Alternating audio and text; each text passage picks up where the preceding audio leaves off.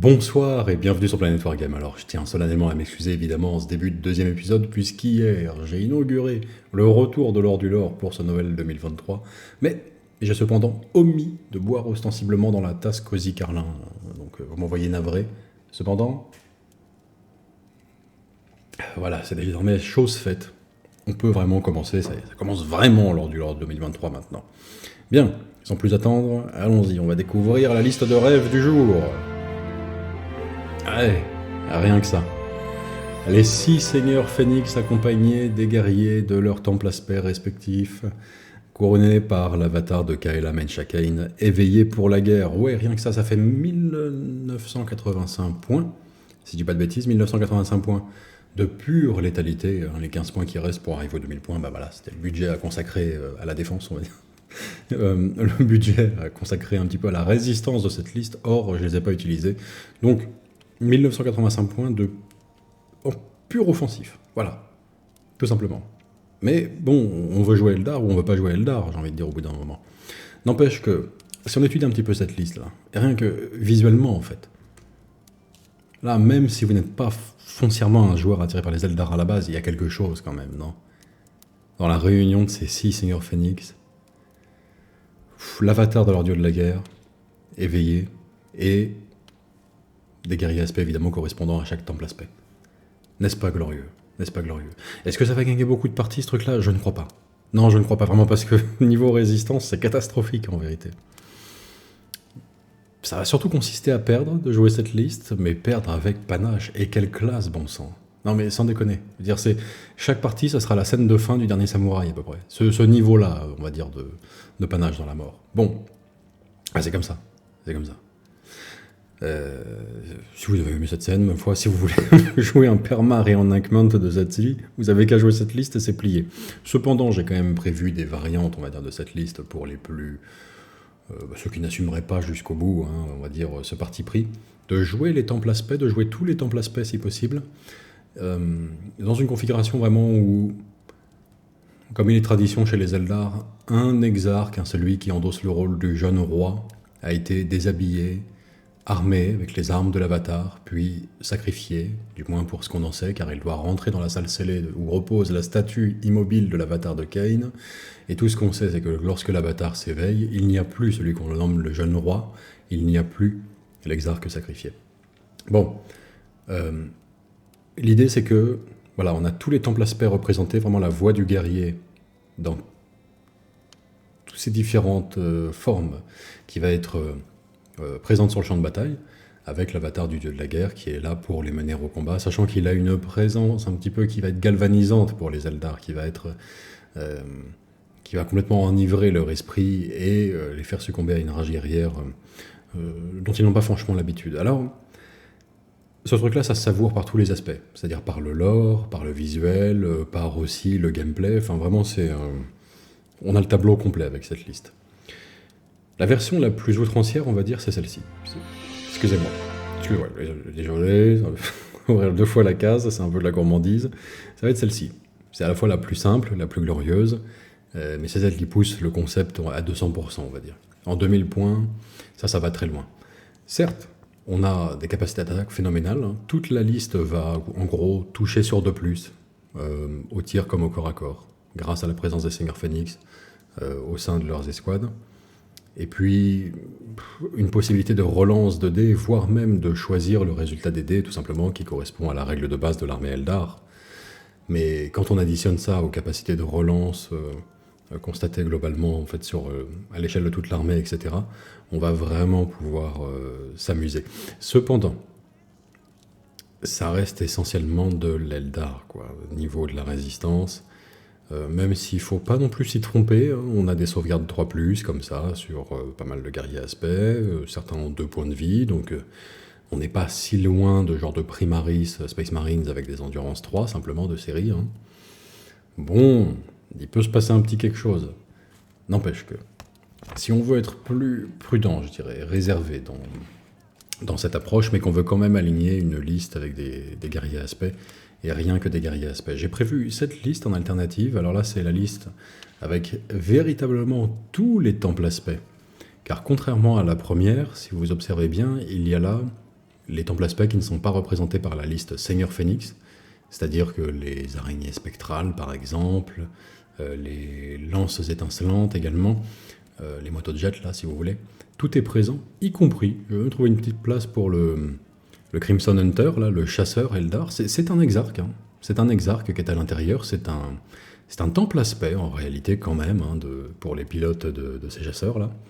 Donc ça reste un guerrier aspect techniquement, et on pouvait même se payer le luxe d'ajouter à ce moment-là deux autarques qui vont avoir emprunté la voie du guerrier, avoir risqué une forme de damnation en devenant exarque, hein, puisque chaque chef d'escouade, si vous voulez, que vous voyez à l'écran là, l'équivalent d'un sergent, en vérité c'est bien plus que cela, c'est un Eldar qui s'est perdu sur la voie du guerrier. Vous savez qu'ils ont tendance à être obsessionnels dans tout ce qu'ils entreprennent, à chercher à le perfectionner, et en fait, s'ils s'y perdent, s'ils s'y abandonnent complètement, ils deviennent bien plus que de simples férus d'un domaine. Hein. Non, ils sont vraiment possédés par celui-ci, ils s'y abandonnent complètement jusqu'à devenir l'incarnation vivante permanente du domaine de prédilection qu'ils auront choisi, ou plutôt par lequel ils se seront laissés happer. Ça, c'est le sort des exarques, les espèces de chefs d'escouade, si vous voulez, là, à chaque fois. Donc, ils sont complètement perdus sur la voie du guerrier, on ne peut plus les récupérer, c'est des parias au sein de leur vaisseau monde, ils sont obsédés par ça, quoi. C'est comme ça, une banshee, ça hurle et ça tranche des têtes, quand elle devient exarque, elle ne peut plus faire que ça, en fait, en réalité. Voilà, elle n'a plus la mesure, quand même, la tempérance que peut avoir une banshee de base. En retirant son masque, elle redevient une Eldar, une Azuriani. Elle a quand même la voix de l'Azuriani. Ceux qui sont exarques ont perdu la voix de l'Azuriani, ils en sont bannis. Ils empruntent véritablement la voix du guerrier. L'autarque, c'est celui qui a tout transcendé, c'est le petit volant là en bas de l'image, et celui sur sa moto de jet. Donc ces deux-là, ils ont un petit peu transcendé, combiné, synthétisé les voix guerrières entre elles. On peut annoter quand même dans cette liste-là, éventuellement apporter une variante, c'est-à-dire virer les deux autarques plus le Crimson Hunter, l'avion au milieu, et remettre l'avatar de Cain si on le veut. À ce moment-là, la liste est la plus simple qui soit. Hein. C'est l'avatar de Cain qu'on voit au début, puis 2 fois tous les guerriers aspects existants. Tandis que sur la liste Seigneur Phénix, forcément, on fait quelques concessions, on enlève les guerriers aspects qui n'ont pas de Seigneur Phénix à leur tête. Ok. Une autre version un peu plus prudente, là, cette fois-ci, quand même, c'est de se contenter d'une unité de chaque temple aspect existant, et ensuite remplir le tout avec des gardiens, pour pouvoir aller capturer des objectifs, pour avoir une base quand même de tir, tant dans la mitraille à courte portée avec des gardiens défenseurs, mais aussi à longue portée avec leurs armes, leurs plateformes d'armes lourdes, avoir tout simplement du corps présent sur la table, de la masse prête à être sacrifiée pour pouvoir encaisser des tirs tout de même. Donc c'est une liste beaucoup plus équilibrée, qui reste une liste entièrement composée de piétons Eldar, hein, donc c'est un parti pris tout de même radical, mais voilà, en termes de jeu ça va être beaucoup plus prudent. En termes de modélisme aussi, si vous tenez à avoir un vaisseau monde dont clairement on perçoit l'identité sur la table, qu'on voit un petit peu une ossature, on va dire, de base, un schéma commun entre les unités. Cette ossature de 60 gardiens là, peut venir faire le truc. J'ai mis un équilibre là, de gardiens de choc et de gardiens défenseurs pour avoir un petit truc un petit peu varié, gentiment. Mais à n'en pas douter, ça sera une liste très fun à jouer parce que c'est vraiment basé sur les mouvements d'infanterie. On peut vraiment faire quelque chose entre des charges, contre-charges, contre-contre-charges. Enfin, soustraire une unité pour, par exemple, aller loger une autre au corps à corps, rendre difficile les charges par l'ennemi. On peut vraiment jouer avec ça et s'amuser. Et puis, j'ai fait une dernière liste à laquelle je crois moins, une autre, on va dire, une autre interprétation possible de ce thème d'armée qui consiste à vouloir jouer les guerriers aspects et tous les guerriers aspects si possible. C'est la liste véhiculée. Je suis un peu sceptique au final, rien qu'à l'image, on voit que ça rend moins bien, même si c'est... Ok, c'est une infographie grossière, hein, vraiment, avec les images collées à côté les unes des autres, mais c'est tout de suite moins... Voilà, c'est pas ça, quoi. Ça, la gueule. Là, il se passe un truc. Là, bon, l'avatar sera plus classe, peut-être que l'avion et tout. Mais même ici, il se passe quelque chose, quoi, quand même, vraiment. Bon, Là, un peu moins.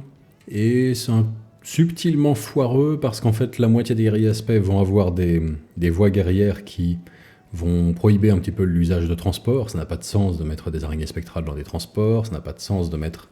Là, c'est une unité Forge World que vous voyez là en bas. Elle est moins connue. Hein, c'est les spectres des ombres. Et il va sans dire que pour les lances étincelantes à motojet, c'est pareil.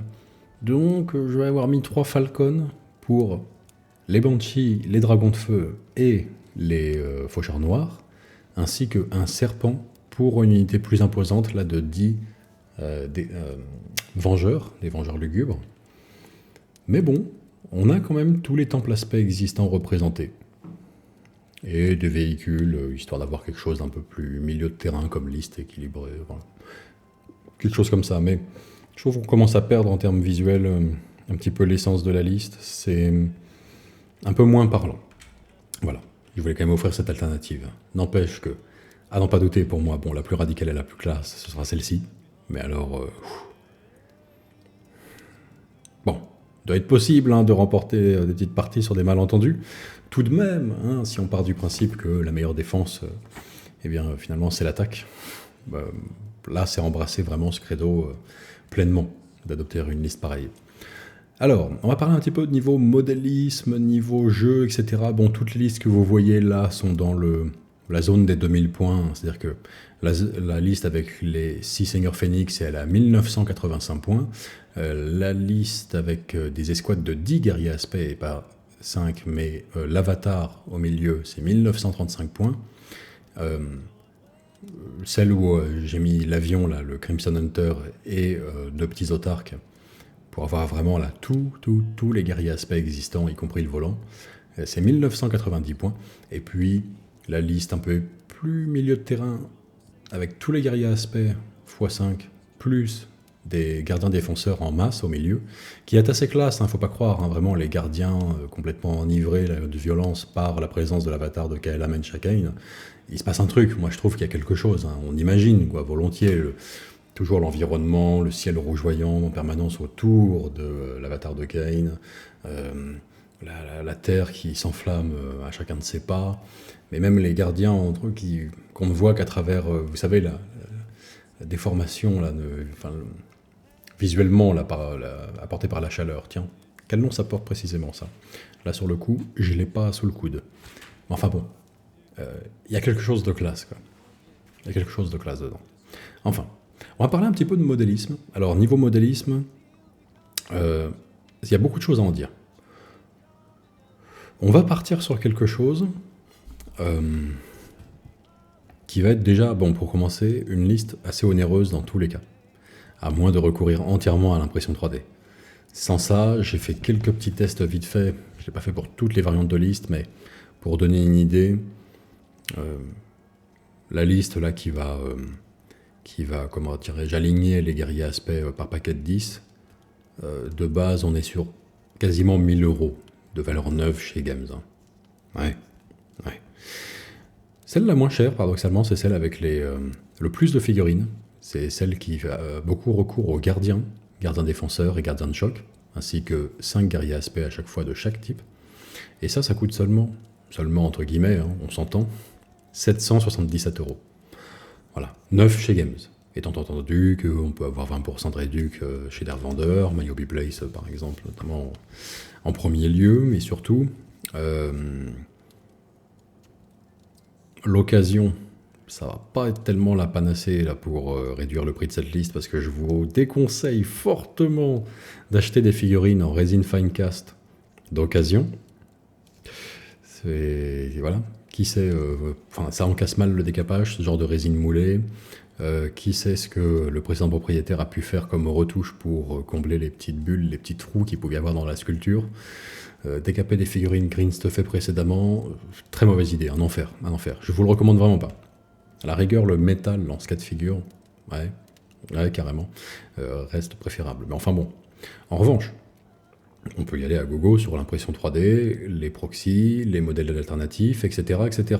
Ça, faut pas s'en priver, tant pour des affaires de prix que d'apparence, tout simplement, s'agissant de cette liste, car on va faire un petit tour des figurines existantes, officielles, Et on va voir que, bon, certaines, clairement, sont des figurines superbes, tout à fait extrêmement récentes, au goût du jour, etc. Ça va être le cas des Banshee, ça va être le cas des Scorpions, même, qui là sont au tournant, on les a juste aperçus pour l'instant.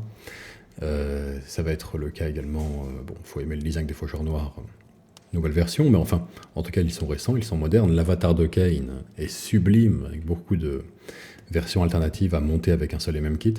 Mais là, on arrive sur du rétro, gentiment, qui est un peu daté, où pour certaines figurines, ça sera au goût de chacun. Eh ben, elles ont conservé leur charme au fil des années. Je trouve que les dragons de feu sont pas indécents du tout. Les araignées spectrales, moi, je les ai toujours adorées, et je les adore encore au jour d'aujourd'hui, ça ne change pas. Par contre, Aigle Chasseur, ça accuse un petit peu son âge. Les Vengeurs, ça va encore, ça va encore. Ils font un tout petit peu pas le figure par rapport aux nouveaux gardiens, mais à la rigueur, on peut se les convertir à base de gardiens, ça peut être intéressant. Et puis là, par contre, on a les lances étincelantes. Je pensais pas que ce serait les premières à être refaites, mais de fait, elles sont, elles sont toutes neuves là, et superbes, et superbes. Bon, il serait pas étonnant, on va dire, que pour certains de ces aspects, on aille chercher des figurines alternatives, clairement.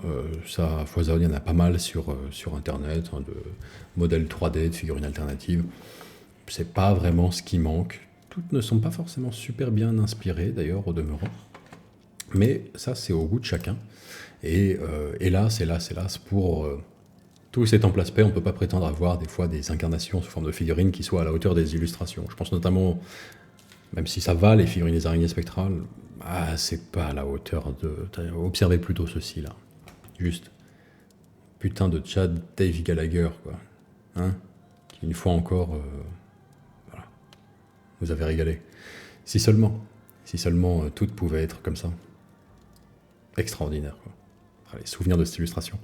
Enfin. Bon, en revanche, j'ai dit que c'était cher, j'ai dit que la moitié des figurines étaient très datées et qu'il fallait aimer, éventuellement, le petit charme rétro qui va avec.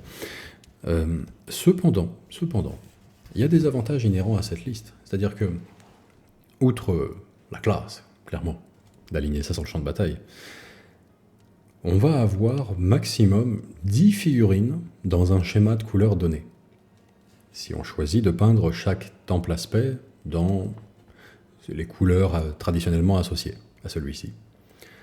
On peut aussi choisir d'appliquer la même couleur sur toute l'armée, et puis, bon voilà, il y a des vaisseaux monde où ça doit se jouer comme ça, on va dire, cette histoire. Pourquoi pas? C'est une question de choix. Mais si on embrasse la voie, on va dire, vraiment la voie du guerrier, on va peindre chaque temple aspect dans son schéma de couleur de prédilection, de prédilection, tout simplement. Ce qui est bien que, à aucun moment on ne peint une armée vraiment, en fait. On peint un ensemble d'une dizaine d'unités, où on ne peint jamais plus de 10 figurines dans le même schéma. Impossible de se lasser. On va explorer toute une gamme du coup de couleurs différentes. Vraiment, la palette là, elle va être variée, ça va faire plaisir, ça va être rafraîchissant à chaque nouveau projet. Quand on en a fini avec les dragons de feu, on passe au scorpion, bam, on passe du rouge, orange, violet au vert pomme. Tac, c'est génial. C'est génial. Il se passe quelque chose quand même. Il faudra le reconnaître. Donc pour ceux qui ont tendance à changer souvent d'armée, à se lasser, on va dire en termes de modélisme tout simplement, sur un projet donné, ben là c'est quand même assez idéal. Même si, attention, c'est de l'Eldar, c'est fin, c'est délicat, c'est un petit peu exigeant vite fait, au niveau du rendu attendu. N'empêche que le fait que ce soit toujours nouveau, toujours frais comme ça, c'est un régal. C'est un régal. Moi, là j'ai envie de la faire, tout de suite. Tout de suite. Bon. Ensuite, on va parler un petit peu de jeu. Niveau jeu, c'est sans prétention, je ne vais pas vous mentir, sur les listes établies, c'est avant tout un choix vraiment thématique radical. Suivant les variantes que j'ai pu mettre sur pied, là, toujours pour rentrer dans 2000 points, on va quand même avoir tendance à se retrouver avec quelque chose qui est très difficile à jouer en espérant la victoire, au moins, occasionnellement, quoi. Ça va être délicat. C'est véritablement une liste qu'on appelle typiquement canon de verre, c'est-à-dire beaucoup d'attaques, très peu de défense. Cependant, vous avez des points qui jouent pour vous. Vous alignez un max de piétons, tout de même. Alors les guerriers aspects sont pas franchement donnés en termes de budget en points, c'est normal, hein, parce que c'est quand même... c'est plus que des experts chacun dans leur domaine, clairement, et puis ils ont quand même des caractéristiques au niveau des unités qui reflètent à peu près ça en termes d'attaque. Cependant, je pense notamment à si on choisit la liste la plus populeuse, là, qui va être celle-ci. Là, on met tous ces œufs dans le même panier. Toutes les armes véritablement à forte caractéristique de dégâts vont un petit peu taper dans le vide, hein, sur une liste pareille, avec autant de piétons. Il n'y a que l'avatar de Kain qui va opposer un peu de résistance, qui va vraiment être une cible très résistante sur la table et qui va donc naturellement tout attirer en termes d'armes avec des dégâts D6 et plus. Il a quand même une règle spéciale de base qui réduit de moitié les dégâts qui lui sont appliqués, hein, c'est pas rien. Et puis à la rigueur, c'est peut-être son rôle finalement, hein, c'est d'attirer à lui toutes les armes puissantes de l'armée d'en face, tandis que vous opérez en bas vos petites synergies là, avec vos Eldar à ses pieds, et pour essayer de prendre de court l'ennemi. Bon, pas évident, je vous le dis, c'est vraiment une liste niveau expert, parce que pour ce faire, il va falloir tirer parti de toutes les capacités spéciales de chaque temple aspect. Chacun va avoir une spécialité et des règles qui ont un effet substantiel pour accompagner tout ça. C'est pas rien. Il va falloir penser mouvement, il va falloir penser là vraiment micro-tactique, avec beaucoup de précision et de doigté. C'est pas évident, c'est pas évident. Ça, c'est garanti. Mais ce serait ô combien glorieux de parvenir à remporter régulièrement finalement des parties avec ce genre d'approche. C'est-à-dire que là, vous allez peut-être devoir mettre vos scorpions en infiltration, c'est leur spécialité. Ils peuvent être déployés à 9 pas de la zone de déploiement ennemi. Derrière une forêt, derrière un bâtiment, sans prétention, sans qu'ils n'aient nécessairement vocation eux-mêmes à détruire une unité d'en face qu'ils pourraient surprendre en sortant de leur couvert. Mais en revanche, juste déjà pour alpaguer, mettre le grappin et puis bloquer sur place une unité que vous craignez, l'infanterie d'élite par exemple. Et c'est ensuite vos Banshees qui vont devoir entrer en scène dans ce même corps à corps pour réellement faire du dégât. Vous allez éventuellement devoir jouer sur des capacités qui vont tâcher d'utiliser une conjonction entre vos araignées spectrales et puis éventuellement au choix finalement, les faucheurs noirs ou les aigles chasseurs pour venir vraiment à bout de l'unité. Il y a plein de choses à faire intéressantes avec tout ça. Faut pas oublier que vous avez toute une réserve de jets de dés avec des résultats automatiques que vous pouvez dépenser tout au long de la partie avec la règle spéciale de base des Eldar en V10. On va avoir aussi à l'esprit que, en tout cas pour la liste, admettons, avec le plus de guerriers aspects, on aura tendance à favoriser les unités de 5 plutôt que les unités de 10, quand on le peut. Car la règle de détachement actuelle des Eldar est que toute unité peut relancer un jet de touche et un jet pour blessure par tour.